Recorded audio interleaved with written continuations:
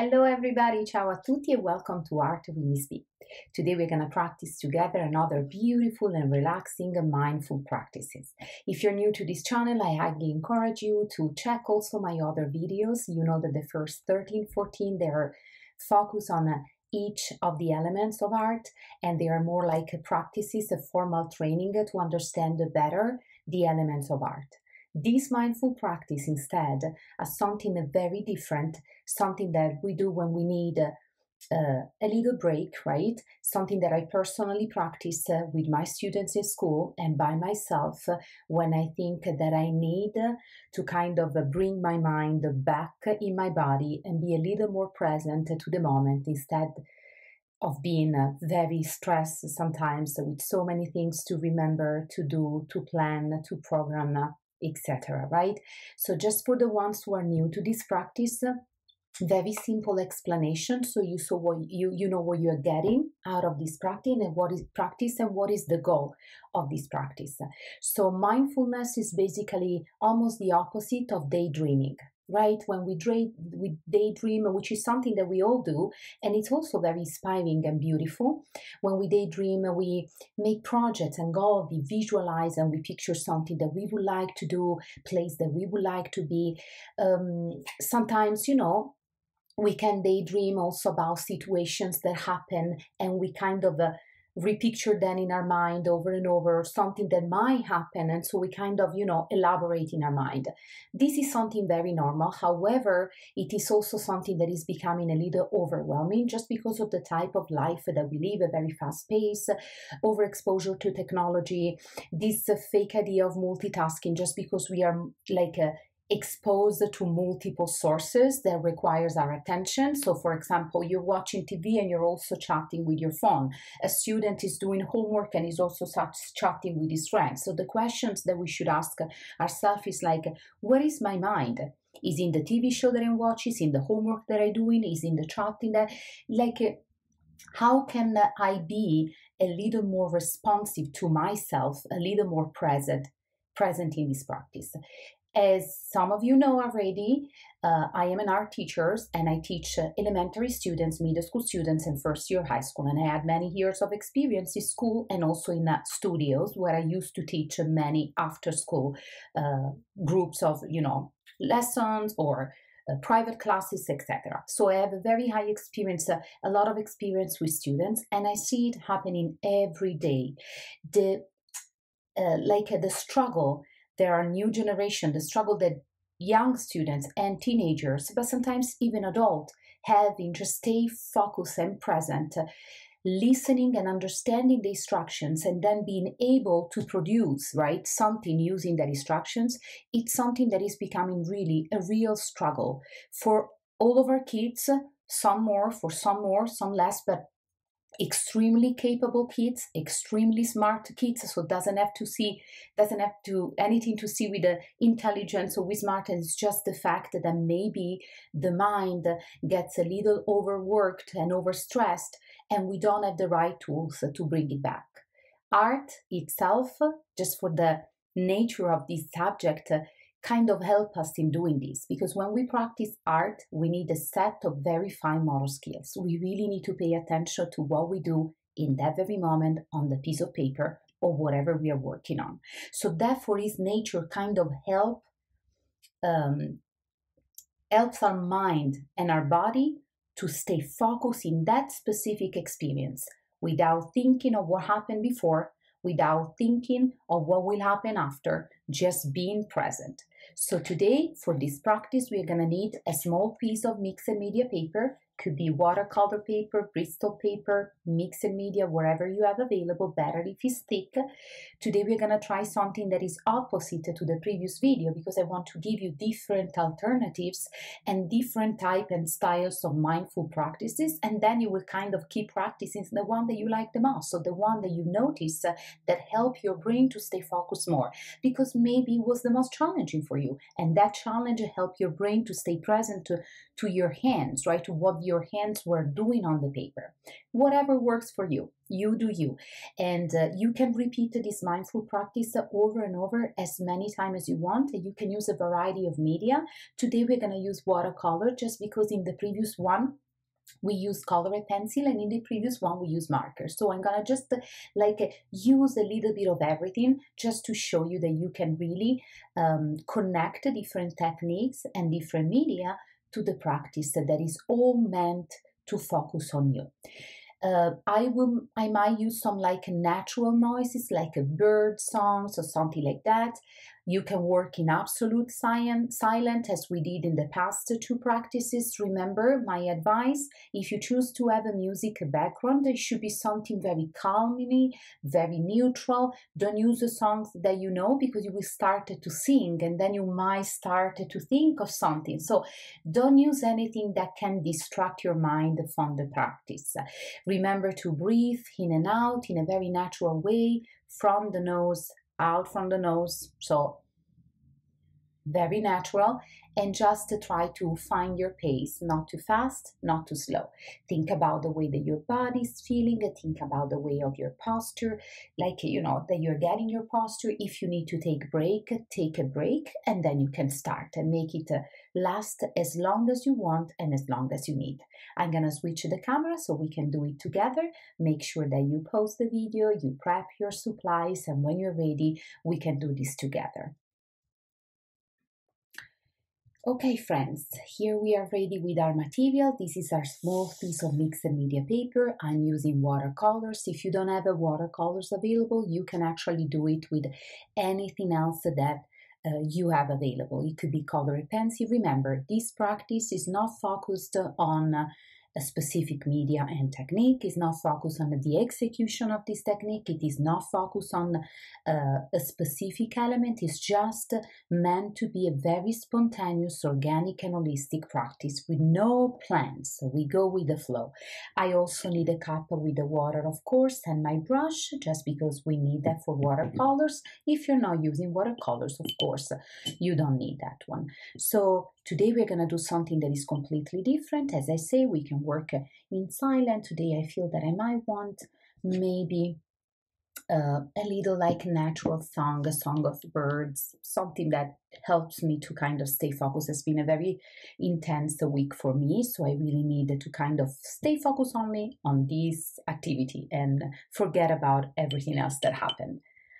So we are going to just explore the color wheels. So once again, free to choose any colors that you want. You don't have to copy my own palette. And we are going to start just filling the space with different brush strokes that change direction. A little bit of, Van Gogh type of painting, the technique of brush strokes. So when you start to color like this and shading, you just touch the paper several times to color it. What I like about this practice and what I think that every good mindful practice should have is something that allows us to repeat the same action over and over. It could be first a pattern made with lines, it could be brush strokes like in this case, but you want to make sure that you give yourself an activity that doesn't challenge you too much and it's very repetitive. So we repeat over and over and over and over and over and over, and we play around and we focus on a breath and the way the color interact with each other.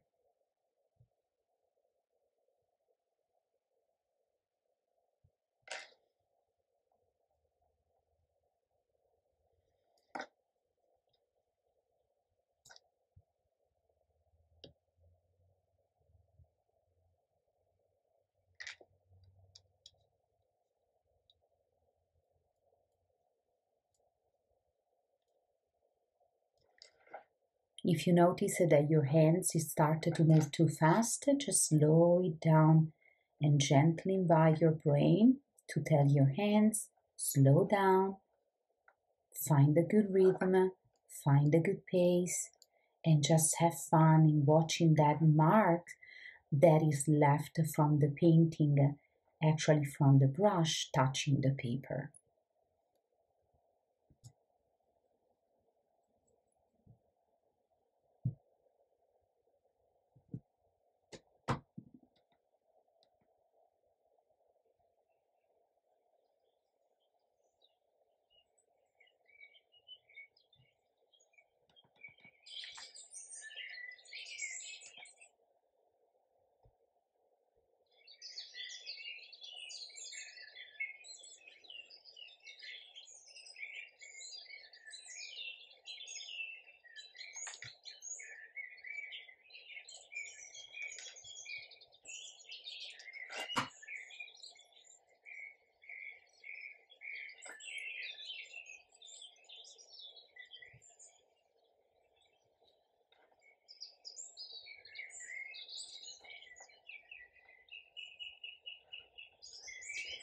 I'm going in a sort of a shape of a circle just because the circle itself, as I explained last time during our mindful practice, already suggests me this idea of boundaries, of something that I can kind of protect and I can focus in.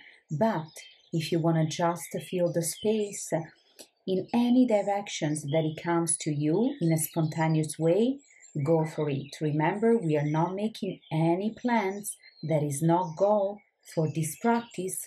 The goal is to practice itself, the practice itself, and to stay present in this moment.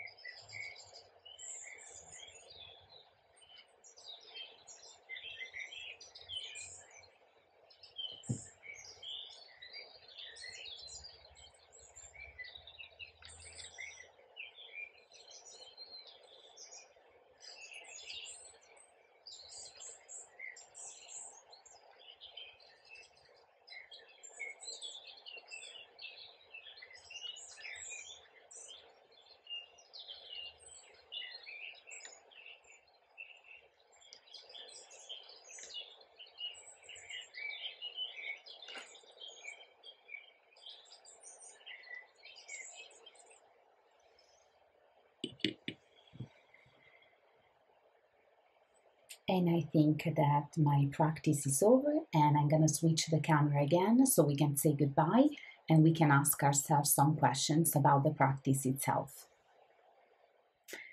Okay, so this was a very, very rewarding practice for me. As I told you, it's been a very difficult and tough week with so many things to plan, organize, and something that was really keeping my mind so busy. I was able overall to stay always present in the practices just because I love colors, and definitely among the different element, among the lines, the texture, colors, value, shapes, and forms. I think that colors is really my element, so it really helped me to just stay focused in what I'm doing and really forget about everything else. In a couple of moments, you probably noticed that my hands was going a little faster. That is when I was disconnecting, and so I kind of try my best to take a deep breath and just bring it back to keep the nice, moderate pace.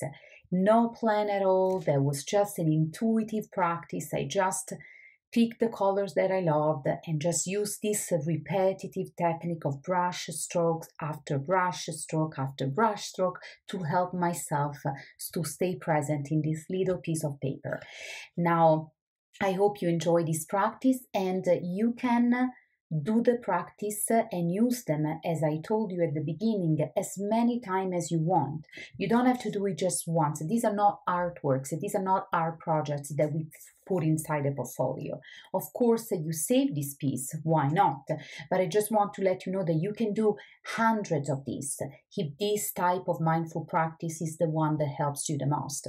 Or you can do hundreds of the circle with the smooth lines inside it that we colored last time. After I finish to present you a variety of these practices, pick the one or the two that you really think that they help you and they're most impactful for you, and use them. For example, if you're homeschooling children, maybe one day you can do my video that is a formal instructions about the element and the principle of art, or about different techniques and different media. But then another time during the week, maybe after they have been doing a lot of work in math, after you see them a little distracted, or in a week that you see them they struggle, or maybe they're not physically well, right?